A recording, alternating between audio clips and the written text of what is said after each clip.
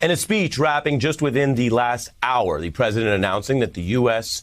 is going much farther than before. This is the most far-reaching COVID vaccine requirements the United States has ever released. These new rules mandate employees at large companies must either get vaccinated or tested. This is a far-reaching measure that the United States had held back on during the Trump and Biden presidencies until now. I will sign an executive order that will now require all executive branch federal employees to be vaccinated, all. And I've signed another executive order that will require federal contractors to do the same. The Department of Labor is developing an emergency rule to require all employers with 100 or more employees that together employ over 80 million workers to ensure their workforces are fully vaccinated. This is a huge change. This will impact many Americans if the rule goes through. Now, here's what you need to know.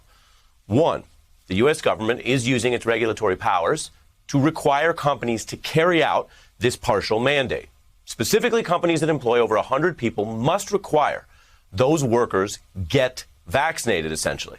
Two, this rule provides an alternative for people who do not get vaccinated. Then they must submit to weekly testing. Three, the rule uses basically the corporate employer powers as the pressure here. It does not go as far as making it, for example, illegal for individual Americans to decline vaccination. Four, the rule comes as the latest data shows vaccines are working. They are crushing COVID and the Delta variant. Indeed, people who are vaccinated have now just a 1 in 5,000 chance of getting COVID after vaccination. Scientists say those are very, very good odds. And five, tonight we can tell you, as the president just wrapped this speech within the last hour, this is a sweeping policy for the United States. It could impact over 80 million Americans. It's brand new tonight. Now, it being that sweeping, that big, that's good news to medical and policy experts who say the COVID resurgence requires these kind of sweeping measures to ever get things back to normal. But that same fact I just shared with you, the scale of this policy, it is viewed as bad news to many critics of strict government COVID rules.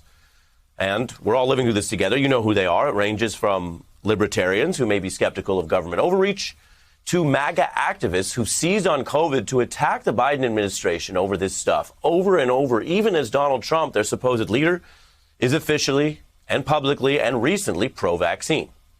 Now, this is a huge change for America right now with major implications, and we have a special panel of experts on hand to break it down in our coverage tonight. They join me in just a moment. As for why the Biden administration is going this far now, if you're watching TV right now and going, okay, sounds like big news, Ari, but hasn't Biden been really keyed up on COVID from the campaign to when he took over? Why this change now? Could he have done this sooner? Why so big? Well, the president actually gives some context to that in his speech. So I want to play just one other key part before we turn to the experts. Biden argues the United States now is at a different crossing point, that it has the resources and the solutions in its power to fundamentally mostly end COVID in America. But the president argues we have to take this next step because he says politics has been standing in the way of those solutions. The distinct minority of Americans, supported by a distinct minority of elected officials, are keeping us from turning the corner. These pandemic politics, as I refer to, are making people sick, causing unvaccinated people to die. We cannot allow these actions to stand in the way. The federal government has been pushing for these safety measures. And that is certainly a contrast, as the president was mentioning there, from some Republican governors. In Texas, Republicans mulling another third special session just to prohibit vaccine mandates. In Florida, the MAGA governor there spending his precious time filing an emergency appeal trying to reinstate a ban on masks, basically on mask mandates that he lost because a judge already struck it down. We are at an inflection point. Anyone who says this is a long overdue step to get more people vaccinated has to reckon with the fact that President Biden didn't do this earlier. This isn't something that they wanted to rush to. The United States policy, at least since this president took over, had been trying every single way to nudge, encourage, and cajole people to get vaccinated. 75% of adults have done so. But up against the problems we've been reporting that you've been living through, that we all know about, and up against the intransience in many conservative areas, this is the president taking another politically controversial act, one that will bring more criticism, to do what he says and what apparently many epidemiologists say is now needed. Make more people get vaccinated if they've been holding out. Let's bring in our guest. Dr. Kavita Patel with the Brookings Institute is also an MSNBC analyst, Michael บ๊ᴍ, an NBC historian, and Eleanor Clift from the Daily Beast, and of course many McLaughlin panels. Special coverage, I say, because, Doctor, this is quite a breakthrough in policy and not one that they took lightly. I am curious what you think medically about what it would mean for the United States and COVID if employers go along with this and thus many more people get vaccinated. Yeah, Ari, it's very clear that this is exactly what we need and what we're going to have to do in order to really reduce the burden of COVID medically and economically, and just, I think, mentally. It's just been fatiguing for so many reasons. So getting to 70% vaccination rates, Ari, about 6 months ago is what we thought we needed for that kind of heralded herd immunity, or a more concept of immunity in our country. Delta variant changed that, and we're now looking at needing 80 to 90% of the population vaccinated. To get there, we no longer can deal with, carrots. We're really having to talk about these sticks, and I'm frankly happy to see them in place. I realize they'll be controversial, but I'll take that controversy if it saves lives. Yeah, as you said, we're clearly moving to sticks. Eleanor, you've covered a lot of different battles like this across different administrations. This is clearly a turning point tonight. The president spoke about running out of patience with people who are delaying or even refusing to get vaccinated, given what we've learned and what we know. Because this was a big speech, I want to play a little bit more of that. The president on his patience. Take a look. Over 200 million Americans have gotten at least one shot. We've been patient, but our patience is wearing thin, and your refusal has cost all of us. So please do the right thing. This is not about freedom or personal choice. It's about protecting yourself and those around you. Eleanor, your thoughts on the speech, the aggressiveness of the new policy, and what the president's trying to do there, which is basically pre-butt the liberty arguments that we're going to hear. Yeah, the only thing I can find wrong with this speech is that he didn't deliver it earlier, and I understand why he didn't. But here we are now, and it's no more Mr. Nice Guy, no more coddling the unvaccinated, adding these requirements, using government, bringing in the dreaded agency, OSHA, to say that every business with over 100 employees has to have a vaccine mandate or regular testing. That's going to be tested as to its constitutionality. So what? That'll take time. And in the meantime, you may get some people vaccinated. And then his bid to people who are claiming this is their personal freedom, show some respect. I felt like this was Daddy Biden at the dinner table. And, like all of us, we watched that guy growling on the flight to the flight attendants because he didn't want to wear his mask. So I think this was a long time coming. I hope it arrests where we are. I mean, it's not only the Biden presidency is at stake here, the economy, American society as a whole, and a lot of lives. And he also singled out every constituency, talked to parents, talk to the unvaccinated, talk to the vaccinated who were so frustrated. We've done everything right and we keep getting thwarted. And he got in a couple of little digs, noting that big corporations already require vaccination, including Fox. And then at the governors, he said, talk about, being a bully in schools and that they're undermining their own populations. And as he put it, they're ordering mobile morgues. So I thought it was a balanced speech. It was tough, but it had his signature lines also, I have your back. So I think this is a good moment. I just hope it has the results that he's hoping for. We're talking Insurrection 2.0, and I'm joined by political strategist 𝓍ᴇʟબ્ᴇʀ, a veteran of several presidential campaigns, including Obama. How you doing, sir? Thanks for being here. I'm good. How are you, Ari? I'm good, Jay. When this backlash to the January 6th horror first began, there were some Republican officials who decried it. Then they, as everyone has seen, came back around and ate their words and have made peace with the violent protesters.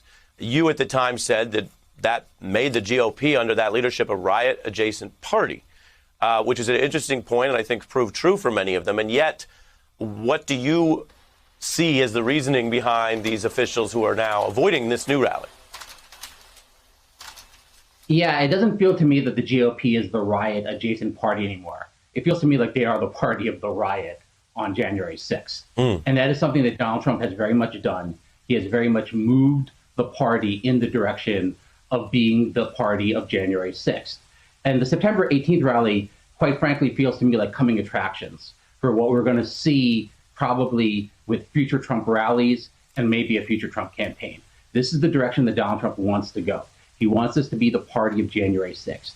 He also wants to move the Proud Boys and the Oath Keepers, who were fringe figures in the GOP.